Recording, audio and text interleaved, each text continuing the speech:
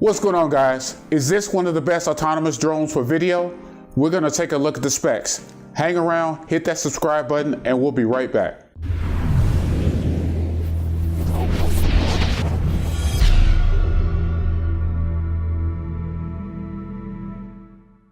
Hey guys, welcome back. Art here off the Dole Media Group. So there's a new player in the autonomous consumer drone market, and its name is the Skydio R1. Skydio is a startup founded by former Google drone engineers Adam Bry and Abe Bachrach.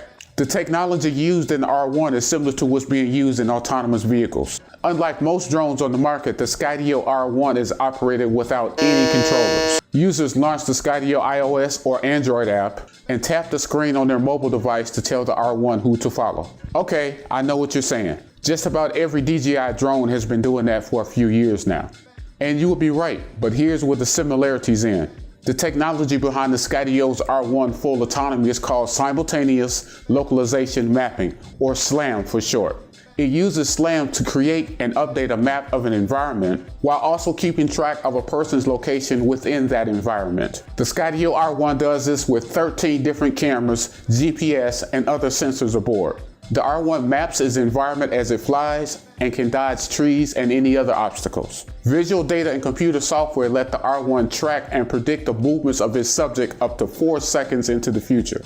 Kinda scary. So that all sounds good. What about the other things that are important to us? Well, the Skydio can shoot 2-axis stabilized 4K 30 FPS, 1080 30, and 60 FPS footage. It has a flight time of 16 minutes, 64 gigabytes of onboard storage only, no external SD card slot, and a top speed of 25 miles per hour. Oh, how can I forget? The price is $2,499. So what are my thoughts? Is this one of the best autonomous drones for video?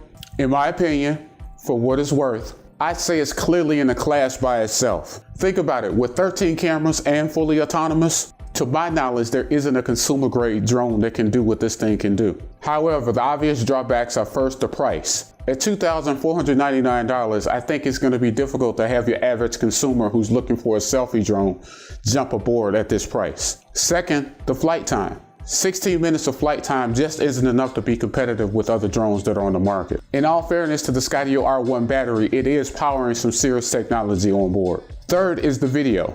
The frame rates are acceptable, however there's only a 2-axis mechanical gimbal for the camera. Also, the footage that I saw didn't look super impressive. Lastly, the Skydio R1 only has 64 gigabytes of onboard storage and no possibility of using an SD card. I'm sorry, in my opinion that just sucks. I like the ability to be able to change out my SD cards as needed or for different shots or footage.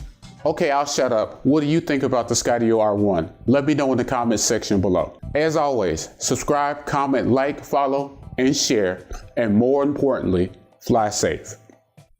Peace.